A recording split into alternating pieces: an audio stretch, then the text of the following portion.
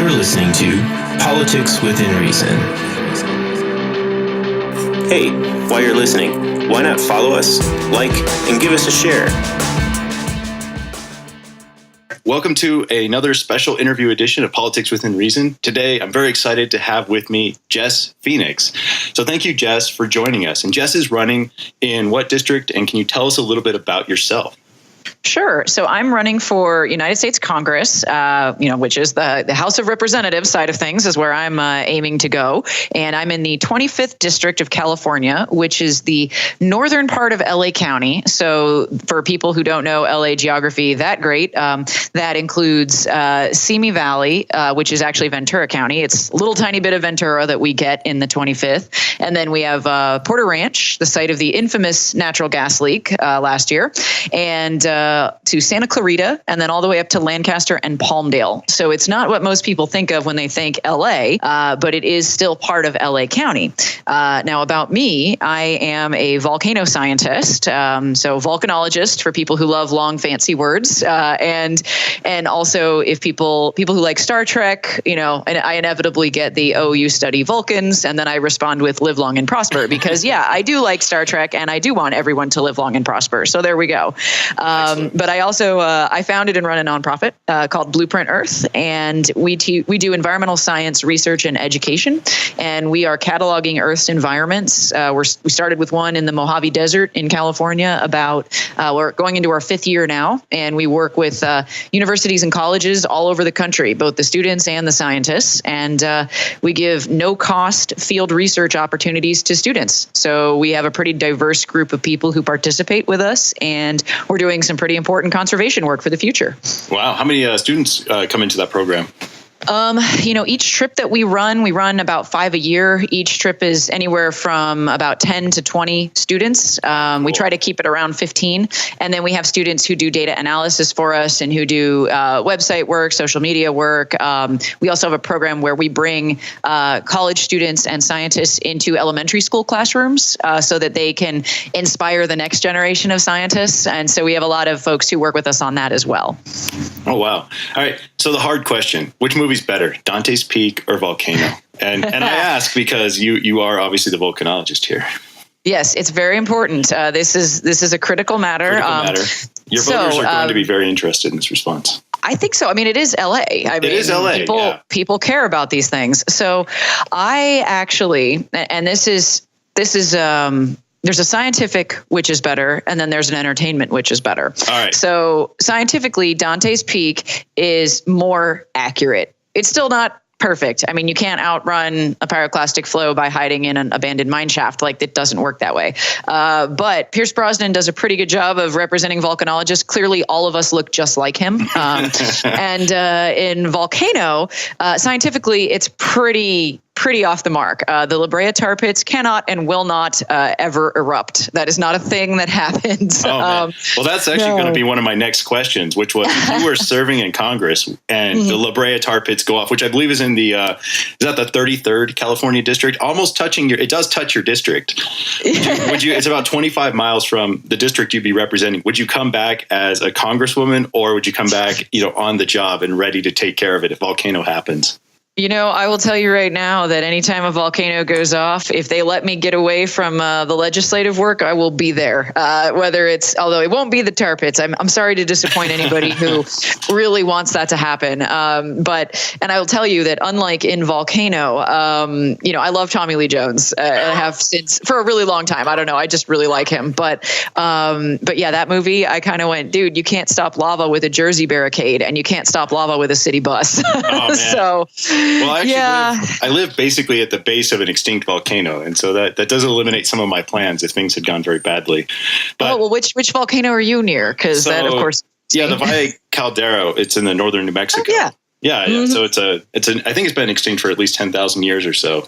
Yeah, you should be good. Okay, good. I'm happy to hear that. Supposedly, if Yellowstone goes, this could go badly, but we do have hot springs and such, so we do still have some areas that are heated. But you're right. Hopefully they're not going to go. But anyways, that aside, you have this really kind of incredible background. I'm not often professionally jealous, but I am very professionally jealous that you get to go to volcanoes, and some of the action shots from your website are fantastic.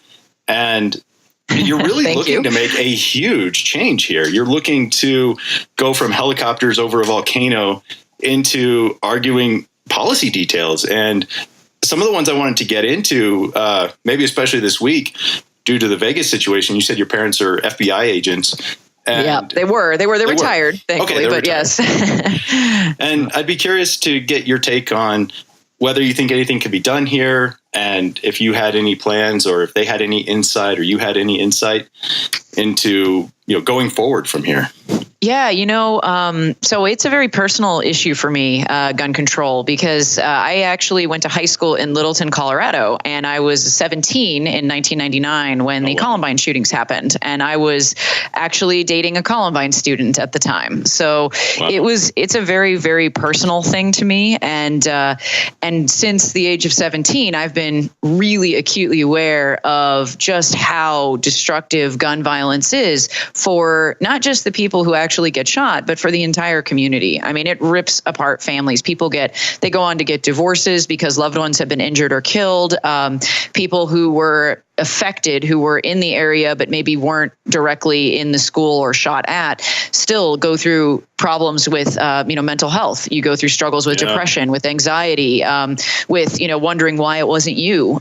So it doesn't end the day of the shooting. Right? Yeah, it doesn't. It won't. And we didn't have at the time. My mom had just retired from the bureau the year before, and my dad was still working in the bureau at the time. And the government response was, the first responders did not have the right protocol in place, which is why they've done so much since then. To look at the difference in response time, but before they had figured out that the Columbine shooters were dead was hours after they had actually killed themselves. Whereas the Vegas shooter, he was neutralized within 11 minutes of the shots starting. So I think that right there is a testament to the fact that we can adapt our policies to provide better outcomes. But I think that with guns, it wasn't enough when a school full of high schoolers were shot up. It wasn't enough with Sandy Hook. It wasn't enough with Virginia Tech.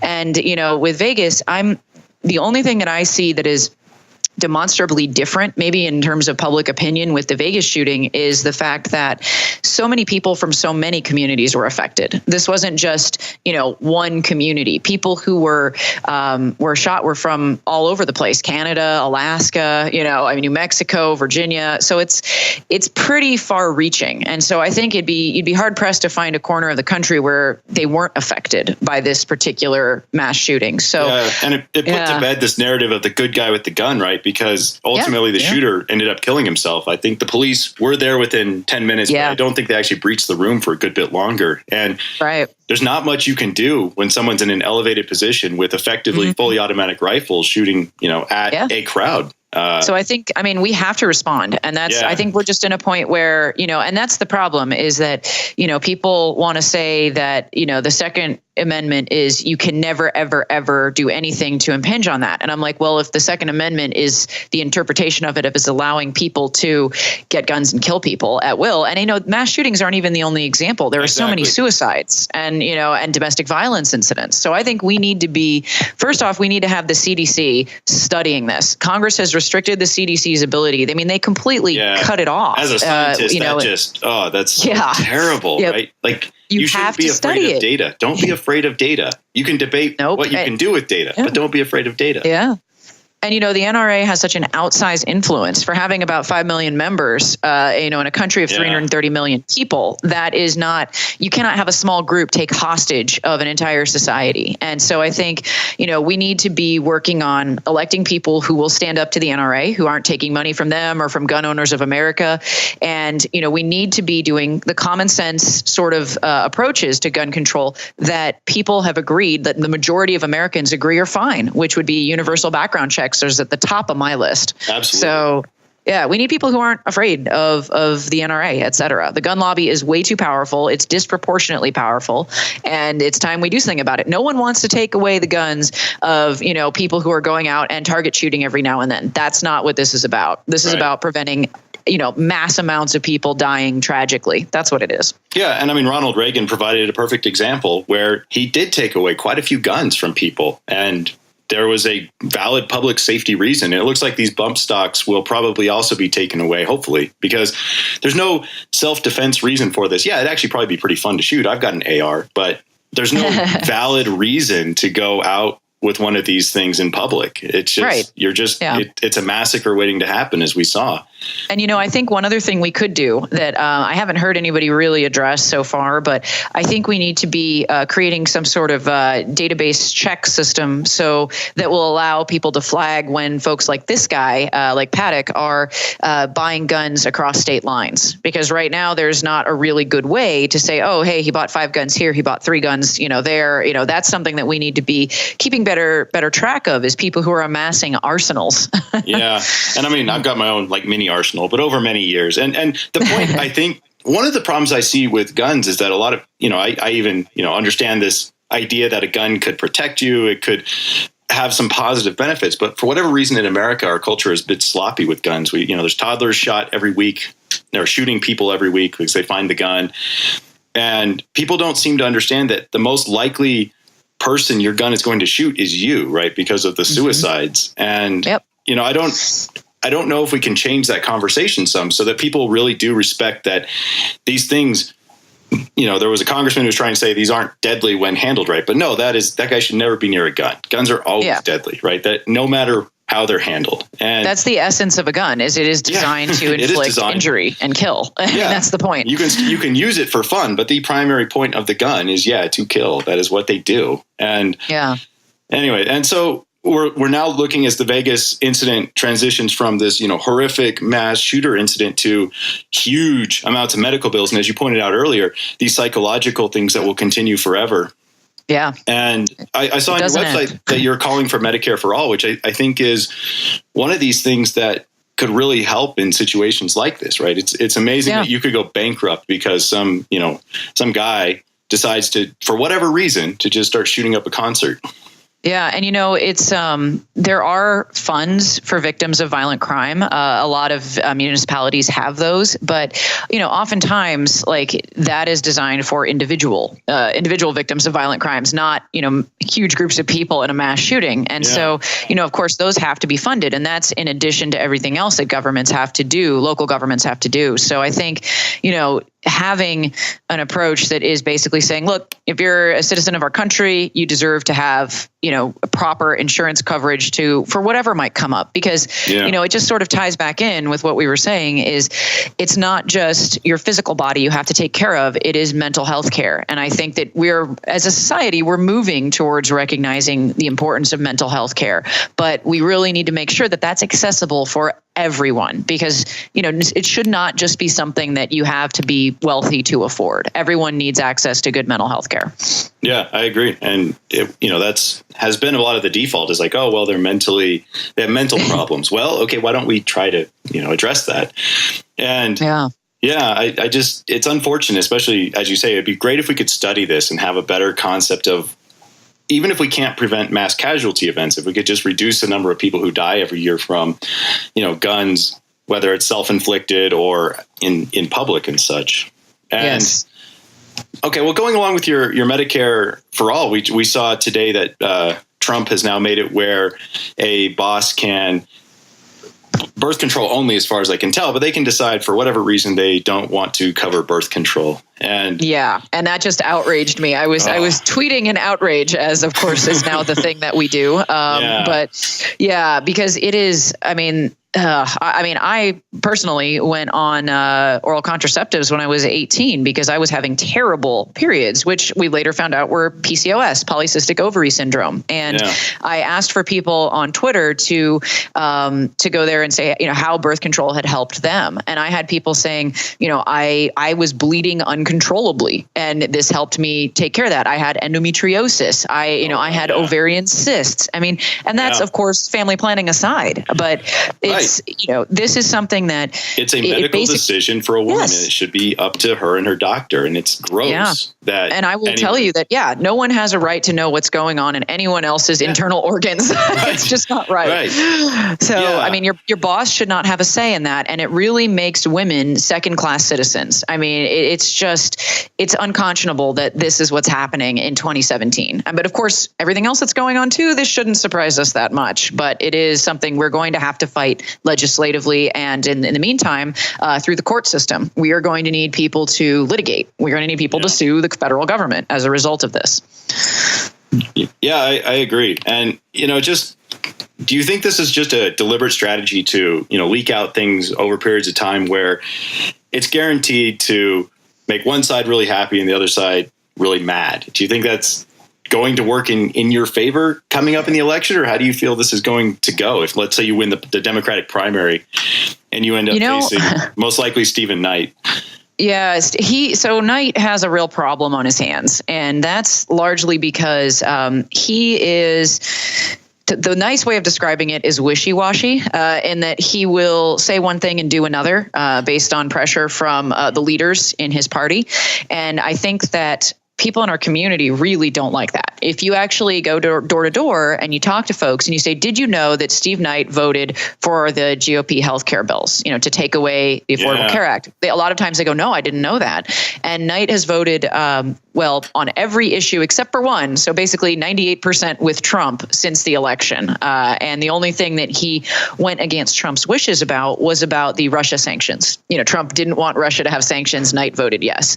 So that is really the only matter that he's actually stood up. And our district is one where we went for Hillary by 7%. So so this is actually a mathematically winnable seat. And I think that having people like me, where I really come from, I'm a scientist. I look at facts, I look at evidence, and I like to stand up for those facts and evidence. I use that to make decisions. And I think what people are really looking for is not somebody who they're going to agree with 100% of the time, because the only person you're going to agree with 100% of the time is yourself. So I think that people, what they have to realize is that what you can do to have better representation in Congress is find somebody you like and who stands with the truth, and then basically say, okay, you know what, we're going to get along 80% of the time, 70% of the time, but I get that you're going to do the right thing and you have convictions that you stand behind. Yeah, so, this wishy-washy centrism is I'm glad to see that there's a lot of candidates running now who are saying, no, that's not how I'm going to do this. I'm not going to just keep doing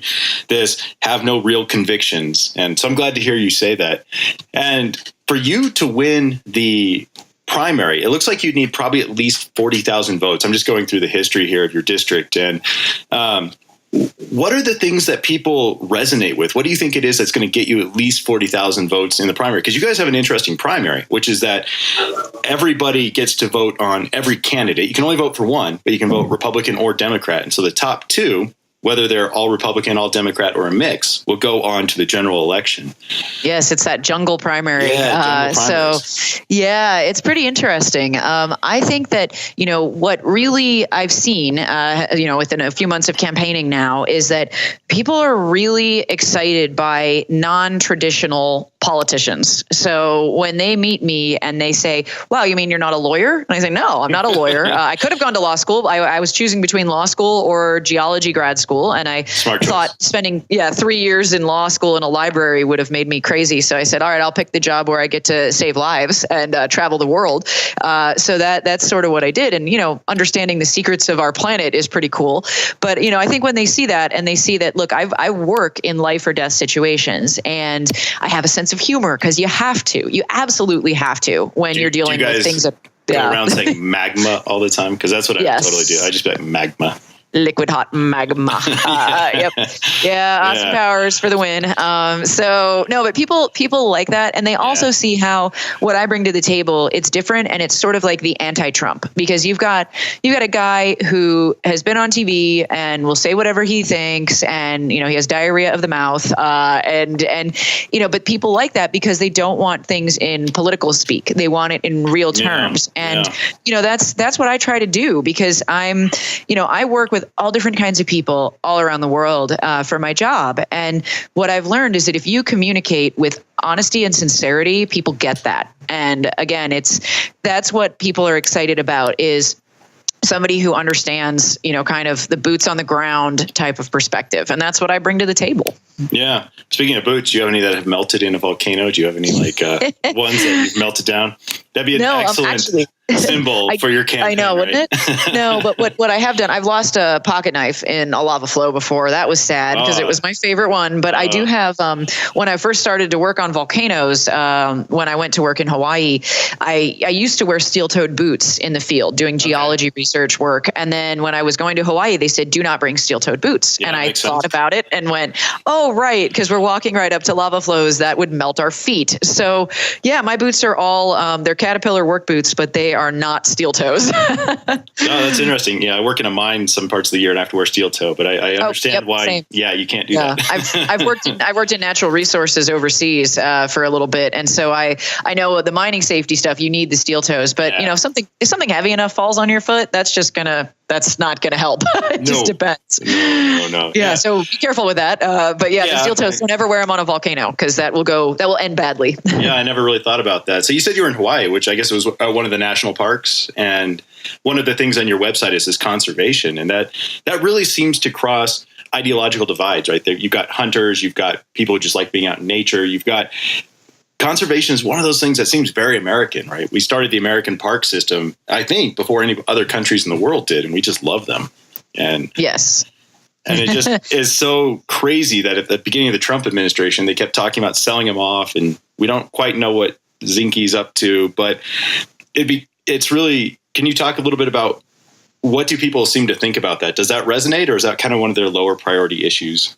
I think it's gaining like a higher profile. And, people always say, oh, people don't vote on the environment. And well, that's because traditionally the environment was nonpartisan. Like it was not a political football. It was just seen as, of course, we want to protect our wild spaces. Of course, we need to have national parks and we need to have clean air and clean water. I mean, it was just a given because it's so logical. There's so much common sense there. But I think now that people are realizing that it's just a full-on assault on our natural parks and resources, people are kind of waking up and saying, you know what, I need to vote for people who protect the environment. And it's not a given.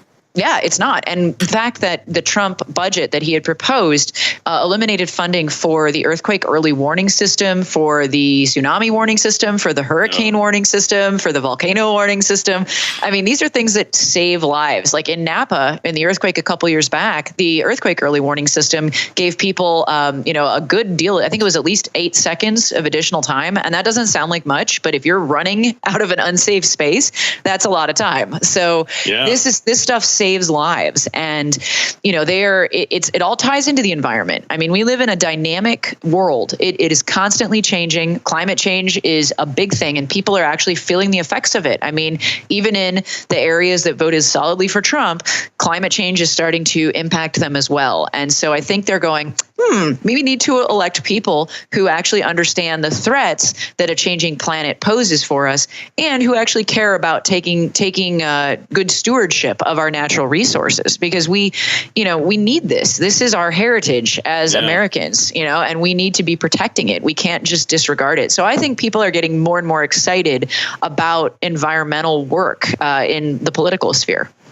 Yeah, I think so too. And we saw, I think it was Jason Chaffetz from Utah earlier this year was trying to sell everything off, and he got massive backlash from that. He's a Republican. And it was kind of interesting to see even he had to really back off and then proclaim how much he loved the environment. So I do think it's a winning issue. And I think it's one that people who are progressive should really be highlighting and saying, hey, we are different. We really do care about these natural resources. You don't just make money from mining and drilling, right? You make money from all kinds of things, including economic activity, and having these available for our children and their children is very important. And did you see there was a great New York Times piece yesterday about the environmental rules that Trump is rolling back, and already 24 rules. Oh my God, it's terrifying. But 24 rules have already been overturned, 17 are in progress, and 7 are in limbo. And it's things like the Keystone XL pipeline, the Dakota Access Pipeline, but other things like including greenhouse gas emissions and environmental reviews, or planning rules for public lands, designating copper filter cake as hazardous waste, and also the hunting bans on wolves and grizzly bears that were getting a lot of attention. And they said they rolled back. The grizzly bear is no longer listed as an endangered species. So a lot of these are things that people can relate to because you might not find flood building standards super exciting, but grizzly bears, people are like, oh, grizzlies are neat. We should be protecting them. So it's pretty scary. And the attacks on the ocean are going to start ramping up too, basically trying to get rid of the marine protected areas. And if we don't have healthy oceans, like, game over, basically. Yeah, that's right. So we really do depend on those oceans for our human health. The planet will be just fine, right? No matter what happens to humans, the planet doesn't care. It'll keep going. It's not save the planet; it's save the humans. That's really what these things are all about. Yeah, and it's the short-term win of this contractor got they won a contract. Well, that's fine and good for them and their employees or for the stockholders, but it does not take care of our larger society. It doesn't take care of the little guy. And I think that's really the problem, is that it's so short-sighted. It just lines the pockets of the rich, and we can't have that anymore. So why is it that Republicans are so good about making something like coal an emotional issue, even though it doesn't employ famously as many people as Arby's? And yet the environment, right? Like, people who work in solar and wind vastly outnumber them. Why haven't we romanticized those jobs? They're bringing jobs into rural areas with these massive wind farms and solar farms. And I think that's just going to continue. And I don't get why we can't romanticize that in the same way. We're not, because it's even better, right? We're not producing these horrible after effects, and there's some environmentally questionable parts about building these things, but once they're deployed, they seem like the better alternative. And and one of the things that's on your website is talking about how you want to bring more of these types of jobs, the green tech jobs, to the 25th. Yeah, and that's a huge priority for me, because we have such a neat mix of skill sets here in our community. We have a long history of aerospace manufacturing work, and it's we have companies like Northrop Grumman, and Lockheed Martin, and we sort of have a tradition of that. Yeah. But we also manufacturing is big in the community as well. It has been for a long time. But so that means we have a really neat mix of people who have fabrication and design and creation type skills, and people who innovate and bring these things to life. And because we have a lot of folks here who work down at the Jet Propulsion Lab or at Caltech, or for companies that are kind of starting to move into the green tech space. So I think we actually have all the ingredients we need to turn Southern California, and particularly our district, into a green tech research and development hub. And that is where we really should be heading in the future. We need jobs that are going to last. Coal isn't going to last. And I think to answer your question about why has that been romanticized, where the green tech hasn't been, I think it's just history. I mean, I was a history major as an undergrad, and so I get it. I get what people get nostalgic for the past and the good old days. And coal mining was integral to American progress in the 1800s and the early 1900s. But times change. I mean, we don't see a lot of carriage manufacturers still in business right now, and coal is going to go that way. We have a finite amount of it. It burns dirty, and it's really expensive and dangerous to extract. And it employs, I think, fewer and fewer every year. I think it's a safe prediction to say by the end of the Trump presidency, there will be far fewer people employed in coal than when it started. And and I know people want the same. Yeah, people want the same. We don't have coal in our district, but it's important for a lot of communities in Appalachia, particularly. But I think that people also need to realize that just because you want something to stay the same doesn't mean that it will. Times change, and we have to change with the times. I mean, it goes back to my background as a scientist, adapt or die, right? Yeah. That's what we have to do right now as a society. We have to adapt to the curveballs that, the world is throwing at us. And one of them is, how do we get our energy needs met in a safer, cleaner, sustainable way? Yeah. And it seems like to the adapt or die part, you were talking about making college free. Are you also thinking about trying to find ways to make trade schools free? And, what's your thought in that whole very area? much so. I actually am a big proponent of people having not just academic education, but practical education as well. So I love the fact that we have people who can make things with their hands and make things with welding torches, et cetera. Yeah, this is fun. I mean, building and creating is going to be so important, especially if we try to localize a lot of our production efforts. We've seen that trend. We've seen people wanting to buy local. And I think that's really important to reducing carbon emissions, that we look to where we can produce things locally. So having trade educations, vocational education available to people at low or no cost is going to be really essential moving forward. And I would love to see more schools at the high school level as well that integrate both academics and trades for students, because it is so valuable to understand the world around you, how to work with your hands, how to look at, actual engineering problems, which is a lot of the time, if you have a plumbing issue, that's actually an engineering problem. Yeah. So, it's something that knowing how to solve things like that on the local level is going to be really helpful for people. And we have access now to a greater amount of information than ever before. You can pull up your smartphone and learn how to build a retaining wall, from YouTube. Yeah, and it's so dangerous. I do home repairs because I'm like, I can do this. I saw it on YouTube. I know. I do it too. But it's like we have access to information. So we need to make the formalized education for these things more accessible to people. And not everybody wants to go to school and, do a 4-year college degree. So we have to make sure that we are encouraging people to go and work in trades too. It's vital. It's absolutely vital.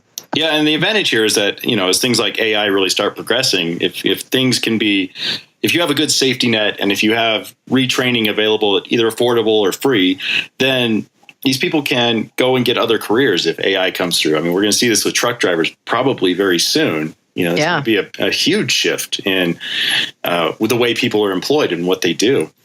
Right. And so you got to think about, okay, what sort of skill sets are there that people are using in their current jobs? What is going to be something that interests them maybe going forward? And we got to make that an opportunity, because education is so fundamental to our society's success. This ties back into the whole Betsy DeVos fiasco that we're having. Public schools have been key to the American society for a couple hundred years now. And I think that if we don't protect and enrich those opportunities, and that means at all levels, I mean, that's kids all the way up to adults who maybe want job retraining, we need to make those affordable options available for people. And I mean, we can't succeed as a society if we're not well educated and prepared. Yeah, I agree. I mean, that's where, for all the romanticization of things like coal mining, the places that we really see just huge amounts of economic activity are in places like California, where it's information jobs, it's green jobs. These things do require, it seems, education. It's not to say these other things aren't important. They obviously are. But these huge economic drivers, these top companies in America, the ones that have this massive amount of market capitalization, are almost all related to, the education, right? Being well educated in technology. Exactly. But you also, I mean, there's a lot of pride. There should be too, for people who go and choose to go into carpentry and, automotive repair, because I mean, those are people who get things done in a completely different way. But those also require education. Automotive repair, you have to stay certified. You have to stay up on the latest vehicles, right? It's not. I'll tell you. Yeah. And it's not like one person can do all of it at this point. I mean, I know I can check my oil and change my filters and stuff, but that's I'm not going to figure out how to diagnose when my transmission is making a weird noise. I need somebody I can trust who does that, and we need to make sure that we are not forgetting people. I mean, that's just so key. Yeah, and I think that's right. And if people don't feel, hopefully people would feel more involved in the system in that way. I think that's one of the big issues we have now. Is it feels like there's this huge disconnect, and maybe it's the very last thing. A tax plan is about to come forward someday. Who knows? That will likely benefit only the very wealthy and raise taxes on everyone else, and maybe cut their health insurance. And so what I wanted to ask you was, do you have any thoughts on, would you keep taxes basically the way they are, or would you want to change things up? Do you have any particular take on this at the moment? Well, I think that what we need to recognize is that America goes through cycles, and we redo the tax code about every 30 years or so. And so we are actually due for, a realignment of our taxes, but it can't be partisan. It can't be one side shoving it down the other side's throat. It's got to be something that we really look at in a comprehensive way and with an eye towards reducing income inequality. And because that is a real problem right now. We've had so much wage stagnation, and we haven't been doing enough to try to make sure that, your everyday folks' wages keep pace with inflation and with the cost of living. And so, I think the GOP tax plan is terrible. It's terrible. It will cost so many people in my community money. I mean, it's going to raise taxes on almost everybody by at least 2%. And especially in California, they're talking about right now, they won't let you deduct state income taxes. And if, if Stephen Knight and the mortgage deduction. He is. He's all on it. So basically he's doing something that will in your district. It's going to directly harm people in our community. Everybody from, people who are at the lower end of the income spectrum to the people who are high earners. We're all going to get hurt to subsidize other states, the states like Mississippi, Alabama, it's unfortunate. I mean, obviously we're all in this together, but you can't in any way, I don't see anybody wanting to vote for a guy who actively is supporting a policy that's going to hurt our district. And that's what we've got. Yeah. So, for me, we do need to be looking at the tax plan. We need to be working on this. And there is no perfect solution. That's the thing. Yeah, There's not like some pie in the sky, holy grail of taxes. But we just have to keep adjusting it. We have to have, it's sort of how we got out of the recession. Quantitative easing was one tool, but we had to make sure that we're trying to stimulate the economy, but not too much. And, it's a balancing act. And we have to be responsive to that. And it has to be people working across the aisle and getting input all across the political spectrum. Yeah, one thing I wish we'd see in proposed bills, like let's say the Republicans are saying, okay, these tax cuts will absolutely lead to 4% growth every year, or whatever they claim it is. There should be some kind of trip in there that says, well, if you don't get 3%, it immediately goes back and actually raises rates to make up for lost revenue, right? Like it's really strange that we don't do our laws the way we might do a contract, right? Like, if you were making a contract with somebody and they said, oh, well, I'm going to make you this much money. And there's usually some kind of penalty if you don't. Right. There's clauses in there that protect you if you enter into an agreement. But there's no protection for the American people. And I think that's a really good observation that you made. And my big problem with the GOP plan, there are many, but one of them is just how much it cuts the corporate tax rate. And the United States, that would take us well below the corporate tax rates of pretty much every other country that, we could equate ourselves with. And the thing is, right, what if everyone could step back and say, okay, guess what? You can try it. You have 2 years. And if it doesn't do it, it's over, right? Not only is it over, but we are taking back what you didn't recover. Roll back the tax rate, right? That's the thing is, we're seeing so many rollbacks of Obama era policies now. It would be, you think it would be reciprocal, but that's the problem is that this sort of rollback we're seeing under Trump has never happened before on this scale. And I don't think people realized you could do that. So, I think that's what people have to understand is that if these Republican policies are not doing it for you, whether it's taxes or education or healthcare, environment, any of those things, you have to vote them out. That's right. You have to show up. You have to vote. Oh, and the other interesting fact that I'd love to drop in before we end it is just, and this is, ties into the same thing we were just talking about, is that we actually have less than 1% of all U.S. adults donate politically. So that means to candidates like me or to Knight or to anybody else, people just aren't giving money to the candidates. So you're having less than 1% of the U.S. adult population is selecting the candidates who get on the ballot. And because we don't have campaign finance reform yet, we should, but we don't. At this point, we are stuck in a system where dark money is controlling who gets elected. So we need people engaged. We need people donating to candidates who they think are going to do the job. Month. Yes. Give to somebody. Yes. Do something. Find someone you like and donate to them because they need your help. Otherwise, they're never going to get there. I tried to run some time back, and that's exactly what I ran into was, I was trying to keep a job and I was trying to, get signatures. Just getting signatures to get on the ballot. It's a hard thing for one person to do. And if you're a nobody at the moment, you need money, right? Money's a great substitute for you being there on the ground. All right. So can we wrap this up?